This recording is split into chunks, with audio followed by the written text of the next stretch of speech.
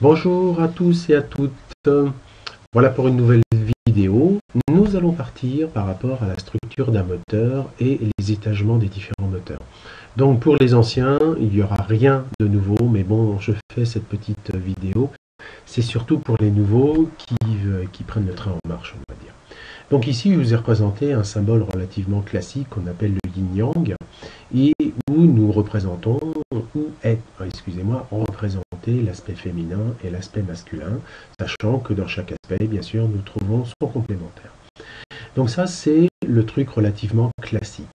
Donc maintenant, ce que je vais vous montrer, c'est une version, on va dire, un petit peu plus colorée, afin que vous puissiez distinguer, on va dire, plusieurs choses dans un premier temps. Ici, si j'ôte les parties, on va dire, complémentaires, parce que ça perturbe le dessin en fait pour pas grand chose, nous pouvons retomber ici dans le chose minima, où nous allons retrouver, comme je vous disais, la partie féminine et la partie masculine. Donc chacune des parties est totalement complémentaire à l'autre, et l'une sans l'autre, eh bien, ça ne veut absolument rien dire, dire qu'il n'y aurait pas de moteur. Donc en résumé, ici c'est comme si je vous montrais, on va dire, un moteur électrique. Donc ici la partie bleue serait la partie des câblages, c'est-à-dire les fils de cuivre, les aimants, les axes, etc. qui, bien sûr, est entouré, on va dire, qui est un objet complet, on va le voir, qui est entouré par un trait vert, et qu'on va voir qu'on va appeler tout simplement Lego. Ensuite, la partie rouge, c'est la partie féminine, la partie vibratoire, qui est tout simplement l'équivalent de l'électricité. Donc, un moteur sans électricité ne sert à rien, et de l'électricité sans moteur, on n'en fait rien. Donc il faut vraiment les deux à la fois. Donc aucun n'est supérieur à l'autre, simplement ils sont complémentaires, mais aussi opposés dans le sens qu'ils ne sont pas de même nature. L'un est de nature matérielle, c'est l'aspect masculin, alors que l'autre est un état, on va dire, vibratoire, donc ce qui n'a rien à voir. Donc si maintenant je le représente sous une forme différente, nous savons que au niveau de nos chakras, nous avons le troisième chakra et le quatrième chakra, mais bon, globalement, c'est les moteurs, on verra qu'il y a 3 moteurs. Donc, globalement, l'engrenage, ici j'ai représenté sous forme d'engrenage, c'est un exemple, mais on aurait pu tout simplement, je dirais, représenter comme si c'était 2 toupies, et puis elles frottent l'une contre l'autre, qui fait que quand il y en a une qui tourne dans un sens, l'autre va tourner dans le sens, bien sûr, opposé. Alors, c'est dans ce sens qu'ils travaillent ensemble. Quand il y en a un qui pousse dans ce sens-là, forcément l'autre, ça pousse dans l'autre sens. Voilà, donc ça, c'était l'aspect masculin. Ici, l'aspect féminin. Donc, dans notre vision des choses d'un être humain, nous avons l'habitude de représenter, disons, les chakras, on va dire, puisque bien sûr, il y a une connotation, mais c'est même pas une connotation, c'est qu'il y a une relation directe, puisque c'est énergétique, entre notre constitution et bien sûr tout ce que je vais vous décrire ensuite. Donc, il est donc connu qu'ici, nous avons 3 moteurs, dont 6 chakras, puisque ce sont 3 couples différents.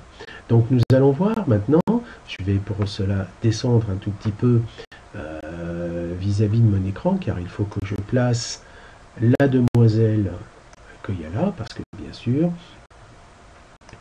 voilà, donc on va monter le tout, voilà. Donc ici, qu'est-ce que l'on remarque? Que effectivement, il y a 6 chakras et qu'on leur a donné, disons, une couleur spécifique qui correspond à une bande de fréquence bien précise. Donc, c'est une analogie que l'on fait, bien sûr, mais dans la réalité, nous allons voir que c'est pas tout à fait comme ça, dans le sens que ce ne sont pas des engrenages, parce que si ici je tourne cet engrenage, ça voudrait dire que tous les autres tournent à la même vitesse, ce qui n'est absolument pas le cas. Donc, je vous rappelle que le but de quelqu'un qui désire ascensionner, c'est d'équilibrer, on va dire, ces chakras. Et équilibrer ces chakras, ça veut dire qu'ils aient tous la même ouverture, c'est-à-dire le même diamètre. En effet, si vous avez un chakra qui est plus ratatiné que les autres, c'est-à-dire qui tourne moins vite, le diamètre de la roue sera plus petit et donc, comme dirait l'autre, eh bien, il y aura un dysfonctionnement, hein, puisque l'énergie qui sera communiquée au premier ne pourra pas passer au second, avec bien sûr une perte énorme de puissance au passage. Donc tout ça, je ne reviendrai pas là-dessus, car l'objectif c'est simplement de vous décrire quelques bases et en faire toute une pâte à caisse. Alors, les deux premiers chakras sont connus dans mes enseignements comme le moteur de la Terre. Donc j'ai représenté ici la couleur rouge, qui est la partie matérielle, la couleur orange, qui est la partie, on va dire, énergétique. Donc, ici, nous avons le premier moteur, hein, donc je les ai représentés comme ça. Et puis, pour des raisons, on va dire, didactiques, eh bien, j'ai amplifié le moteur de l'humain en termes de taille, afin qu'on y voie un tout petit peu mieux ce qui se passe. Parce que dans la réalité, je vous rappelle que nous sommes ici coincés dans un monde de 3D 4D, hein, dans un espace spatio-temporel de 3D 4D, et qu'à cet effet, c'est là que se situe notre problème. Le reste, de toute façon, nous ne pouvons absolument rien y faire. Vous ne pouvez pas, par votre volonté, modifier quoi que ce soit concernant le moteur du ciel ou le moteur de la Terre. La Terre est ce qu'elle est, les minéraux sont les minéraux, les végétaux sont les végétaux, vous ne pouvez absolument rien faire concernant cela. Si vous pensez que c'est possible, eh bien à ce moment-là, je vous démontrerai que vous êtes dans l'illusion la plus totale. Concernant le moteur du ciel, c'est la même chose, c'est pas vous qui faites la météo dans le sens que vous ne pouvez rien faire par rapport au ciel et par rapport à la Terre. On ne peut que dégrader, mais on ne pourra pas changer la constitution fondamentale de la Terre. Et il en est de même pour le ciel. Bon, bref, en clair, nous sommes venus nous incarner pour expérimenter ce moteur-là. Donc ici, je les ai mis un tout petit peu plus gros, car ça va nous servir pour la suite.